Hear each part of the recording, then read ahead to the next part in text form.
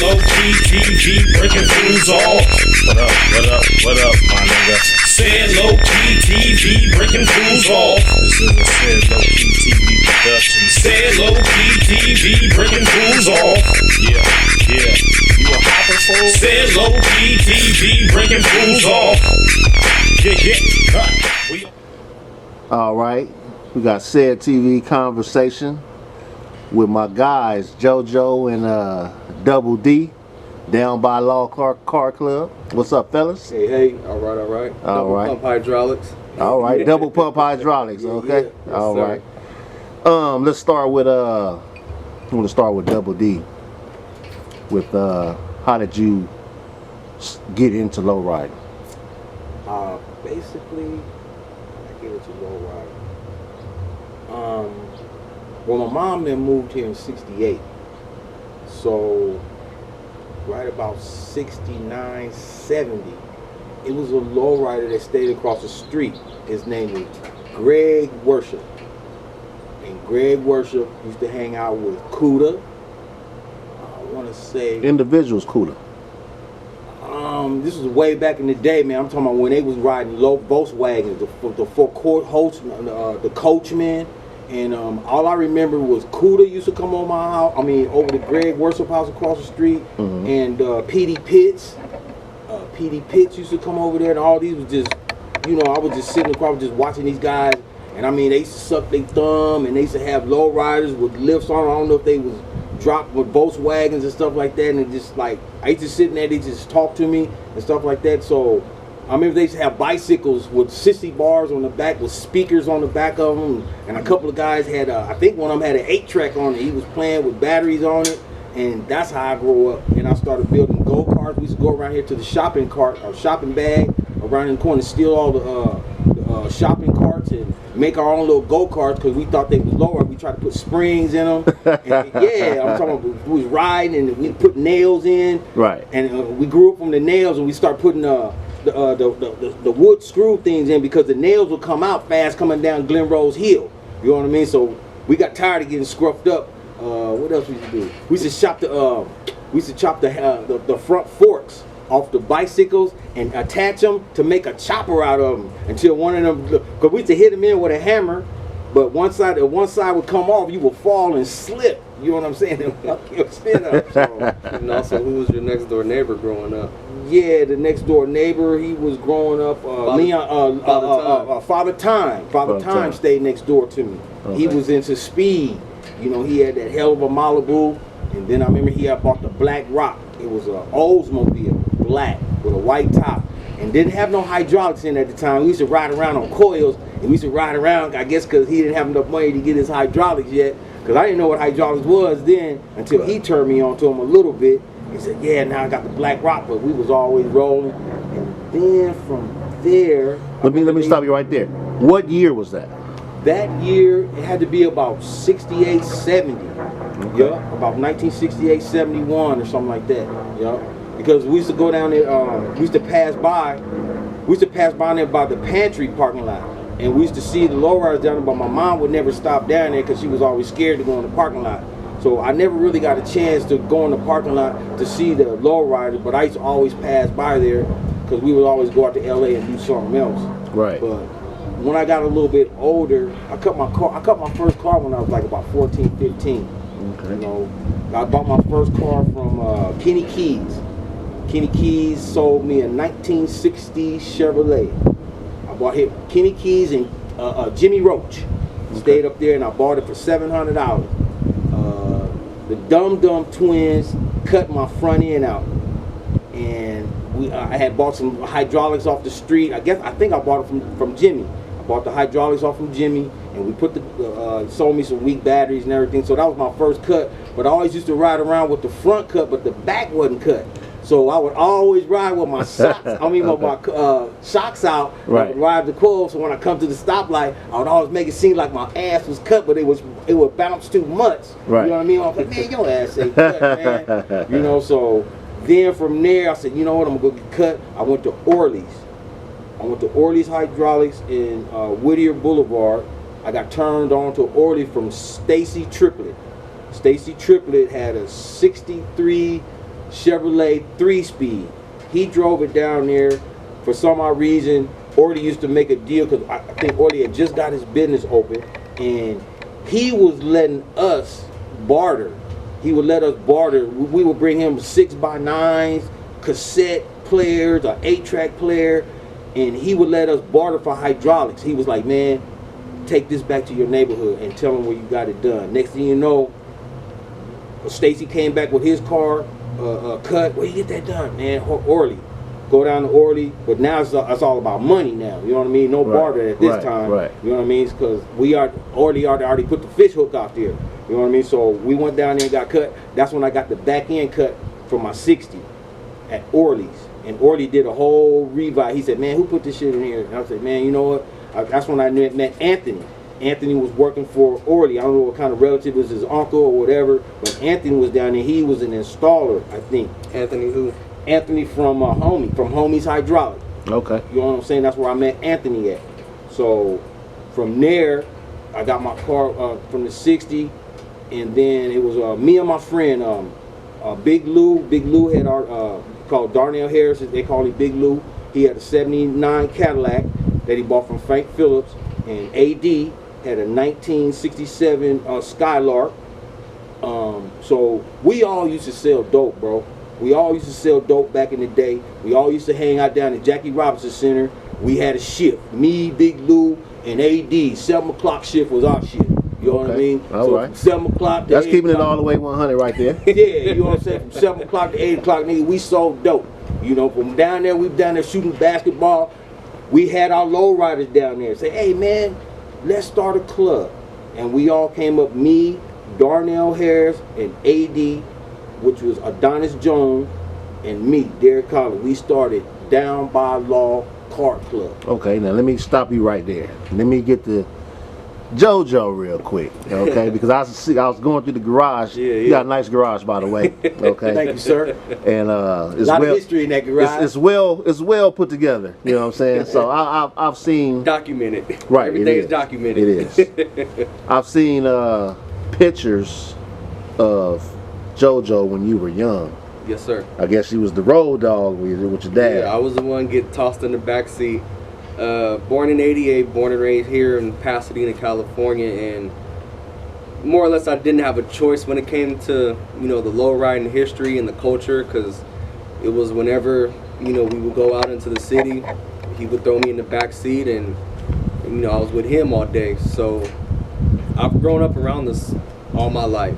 Right. You know, it's just not some, you know, fly by night thing, you know, just a fad. I try and run from it and I can't get away. So it's ingrained in me. Right. You know, It's born into the culture. Yeah, it's here. And you know, being an enthusiast, and then later on as I got older, where I am now, I say the last 10 years, I became a part of it in a bigger sense, more or less. Instead of me just getting in the car, putting gas in and going out, you know, me and my dad, along with a couple other guys that have been real detrimental into my growth in the game. Big Rad, Supernatural Hydraulics, Ted Wells, Leon Montoya, Art out at Hoppos, he's been a real big influence.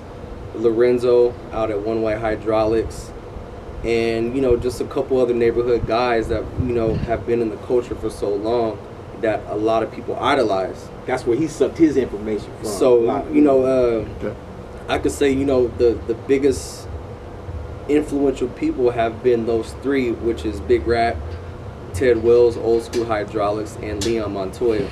I went to school for welding, and you know, things changed, and Leon Montoya, he taught me the craft of, you know, molding, reinforcing A-arms, doing suspension, reinforcing frames.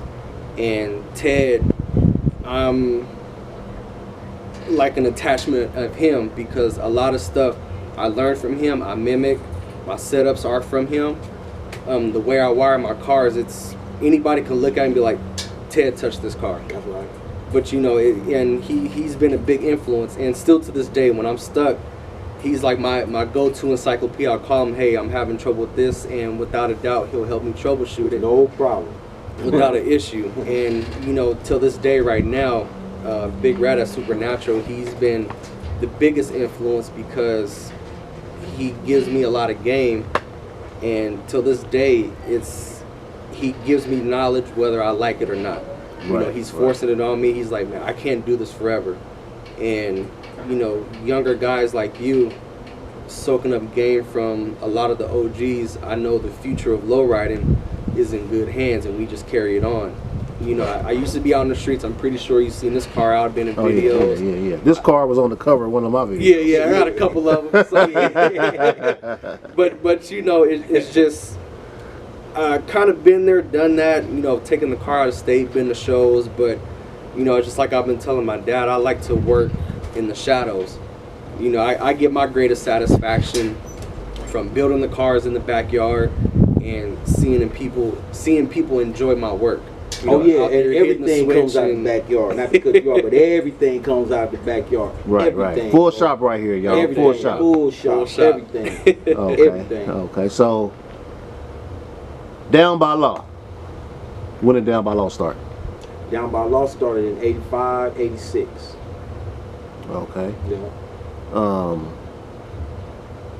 Just give us the rundown from beginning from Down by Law till now. Well, back to what I was saying, Down by Law, everybody in Pasadena had a hustle. So our plan was, us three, our plan was to get all the hustlers in Pasadena as one, so we could finally eventually go out to LA and represent ourselves as a car club. So we did that. We put all the gangsters and the hustlers and the dope dealers and everybody in one room. I think we was about 25, maybe 30 strong. At the end, we was probably 50 strong. But the police got a wind of all that and said, okay, so our car club more or less like turned into organized crime.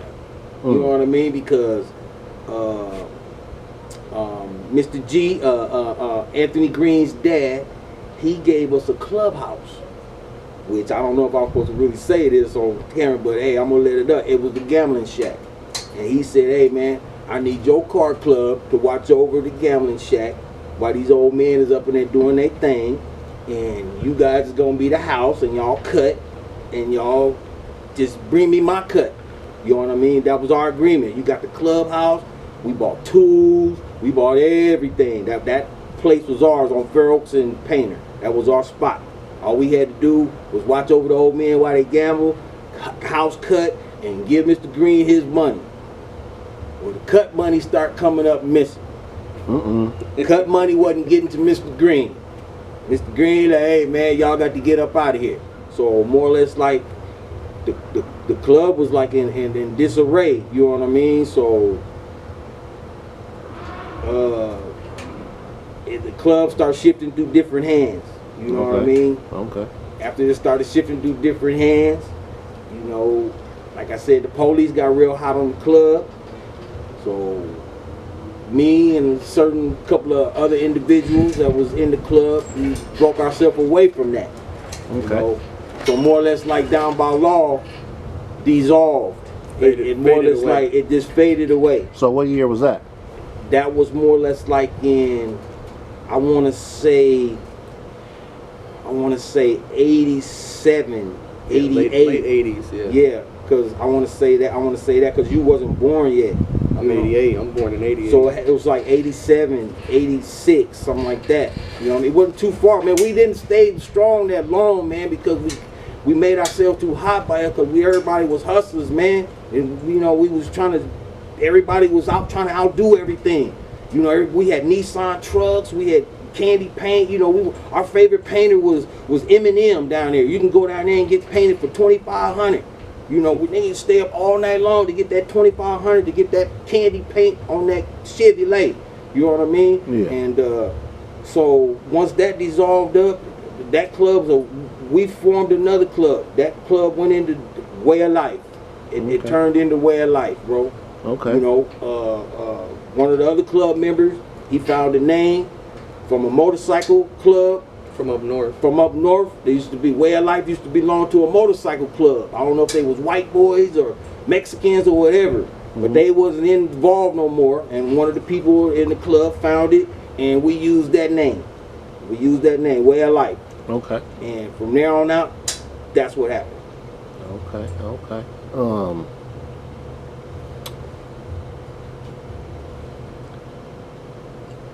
Way of Life Car Club. Now,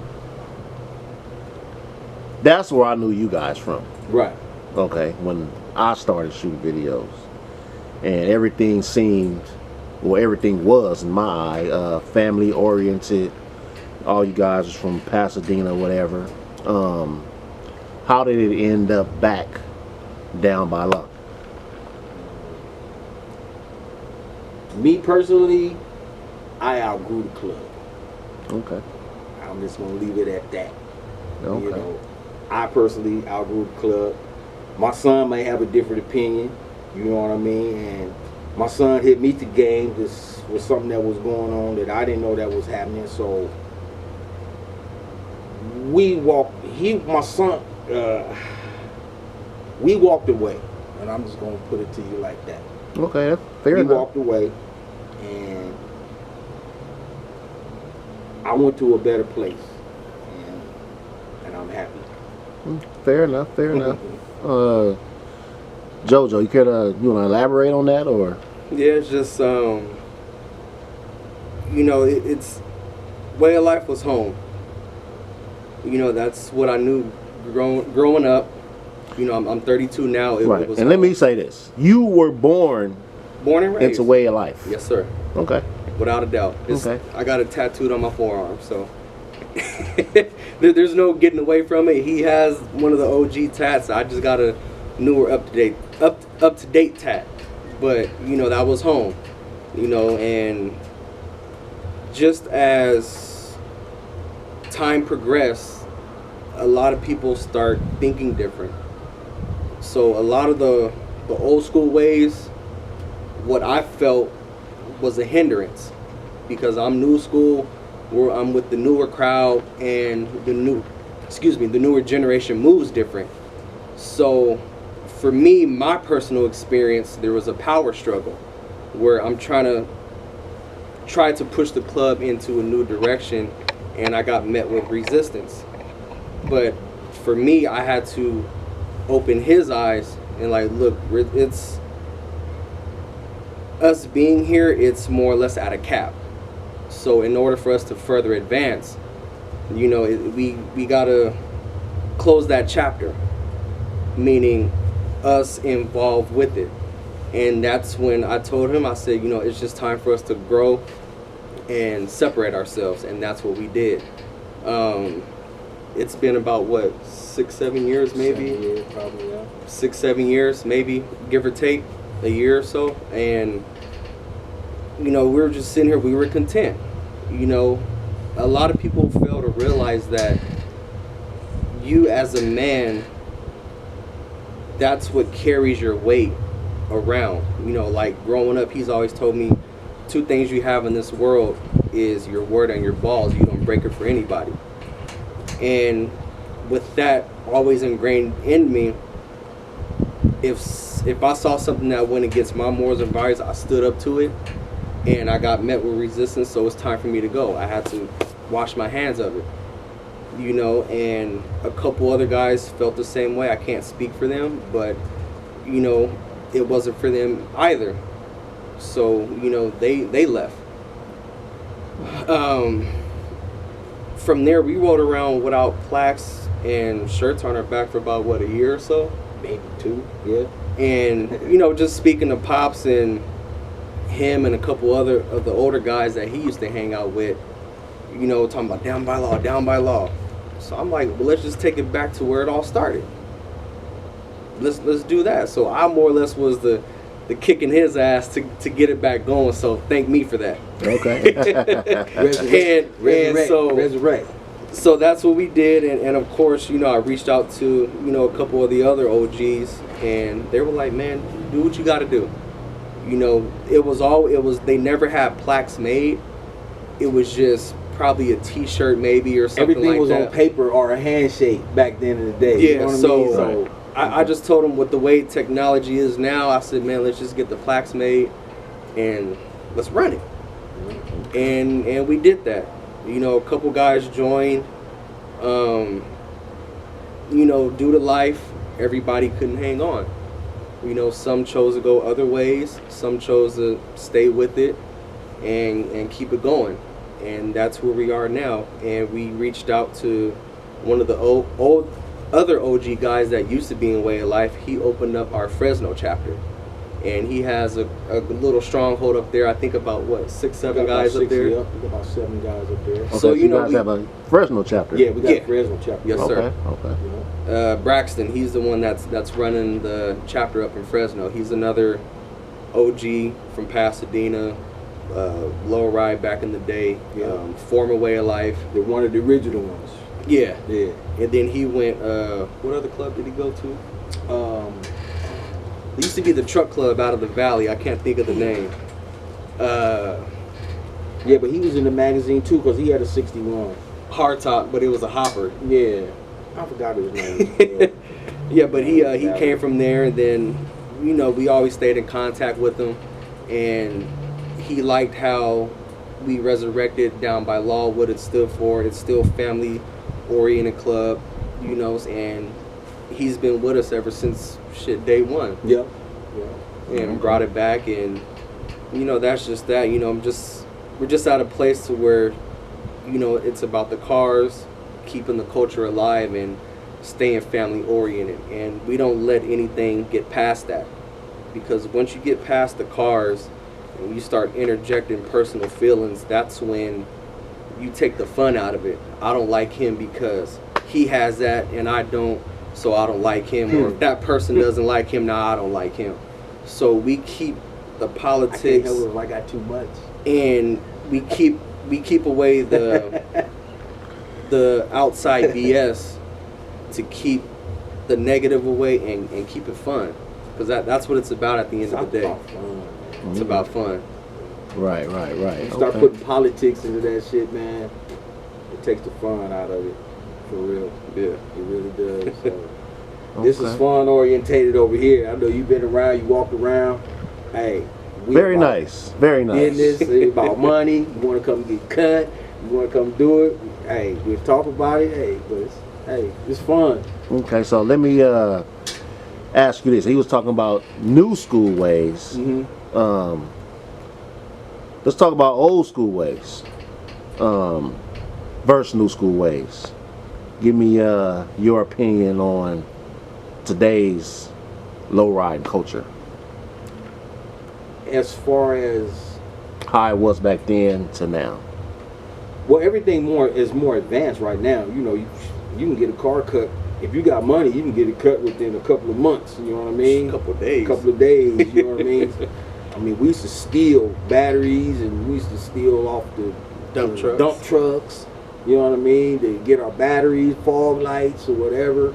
I mean, it was just Brookside Park was It was a dirt lot. You know what I mean?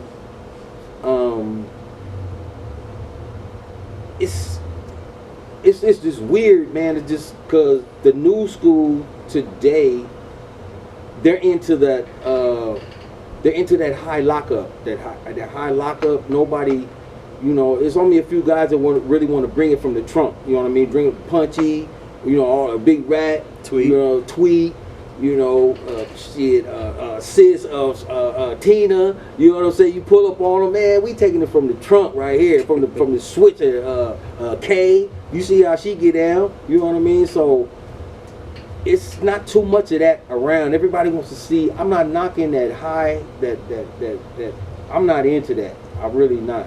I'd rather go to the drive-in, and I'm not saying that's new school. I don't do that. I mean, I want to go to some old shit. You know what I mean? Where they low riding and they listening to old music and we really hopping. I mean, I don't like what you do. Said you guys got that. You guys got a big form, bro. Y'all got a big form with that. But back then, the Redosaurus fucked our shit up. when they went to the Super Show and they had that Redosaurus, who was that? I forgot those guys' name. They the one that High Low. High Low. Was it High Low? Those Mondo and them. Was it Mondo and them? The Armenian dude. No, not Mondo. They the ones that started that Redosaurus stuff, man. Once that Redosaurus took off, man, that was it for the low riding in the pit. You know, we was like, man, you know, we don't want to do that no more. We'll meet you guys outside, behind the gate. Even when we used to do the Coliseum, they had the little hop right there. Dudes was getting judged wrong like that. Hey, man, we'll meet you on Crenshaw, buddy. And that's where all the hopping used to be, right there, the Wiener Schnitzel, back there, my McDonald's on Crenshaw. And that's what I was going to ask you. Big Droop, and all them used to come. Speak on McDonald's. Yeah. Speak on McDonald's. McDonald's was that was the meetup spot. When you first got off the freeway, that's where we went to, because that was where everybody was at first. You know what I mean? From there, they went on it, but McDonald's was the meetup spot until those guys on the back side of that wall didn't like us coming to their hood or whatever, and they just started dumping on us. For no reason. Personally, because it took me a long time to start my 60. And my 60. And if I knew something was going on, I'd be like, man, what you doing, man? Hey, man.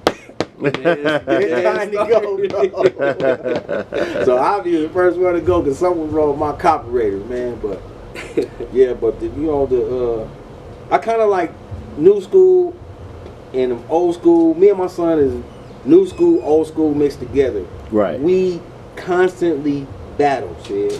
Really? Every day. Constantly battle. Every day. And those that personally been around us, you guys know. Do it like this. Nah, man, this not your dad. No, I was just watch you do it like, man, you don't watch out. Yeah, just go in the house. Oh, I get that. Just go in the house. I'll be like, all right, you know, so I like working with this guy because he teaches me a lot, and my old school ways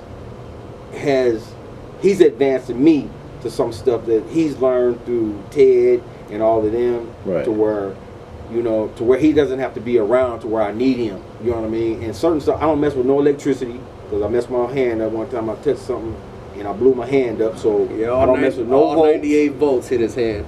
I don't mess with no volts. All bad. You know what I mean? All bad. All I bad. don't mess with no volts. But anything else I can do, and I can get the chrome, and I can do everything for you. Okay. Let's talk about some people. Okay. Old school. Your relationship with Big Rad. Oh man, Rad is my brother. Man, he's my. I remember Rad, man, were still to this day we talk shit to each other. We just constantly talk shit. You know, we like to talk shit to each other, but at the end of the day, But it's out of love. he's my brother. Yeah, he's my brother, and I've learned a lot of fucking shit from him. I've learned a lot of the game from him, and I see why he's loved so much, because we love it. You know what I mean? But Right. he is the man. He is the man, and he's been around, and like I say, he's just been a hell of a low rider, and he's just there. He's there as a friend. You know what I mean? And I can count on him. He's my friend. You know what I mean? Right. And there's no separation on that. You know, we slip blood. You know what I mean? It's my blood brother. You know what I mean? I do anything for him. You know what I mean? So when it comes to him, it's just all about OG love, respect. Okay. Let's talk about Brookside. Back in the Brookside days, you said Brookside was dirty at one time. Yeah, it used to be Dirt a lot. Brookside used to just be a hangout spot. You know, everybody's down to Brookside, and I remember when we were in Down By Law. Well, let me ask you this: how did you guys? Was it a type of feeling that?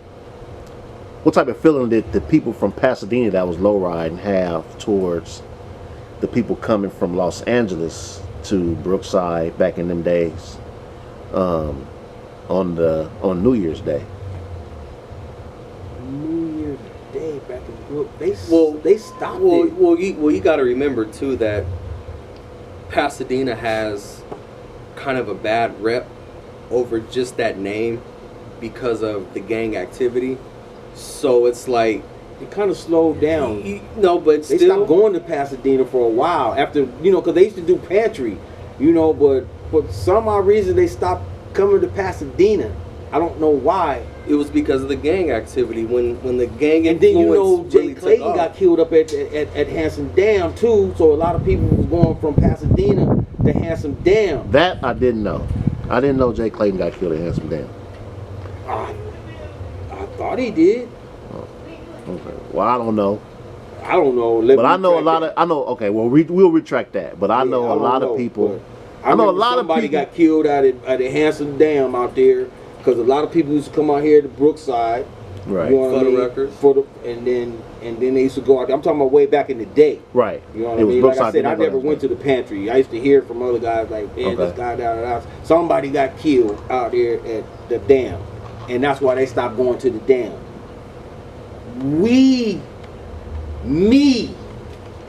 Or I'll take responsibility for reviving Hanson Dam under the Way of Life Father's Day picnic. Okay. Because nobody would fuck with the dam. Oh, you guys giving somebody what Father's Day picnic, bro?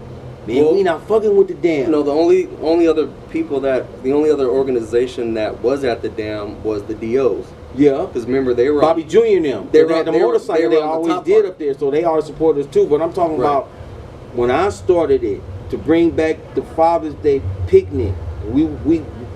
He started the Father's Day picnic. We started it at Hanson Dam. That's what we wanted to do with it. SED Low-Key TV breaking fools off. What up, my nigga? SED Low-Key TV breaking fools off. This is a SED Low-Key TV production. SED Low-Key TV breaking fools off. Yeah.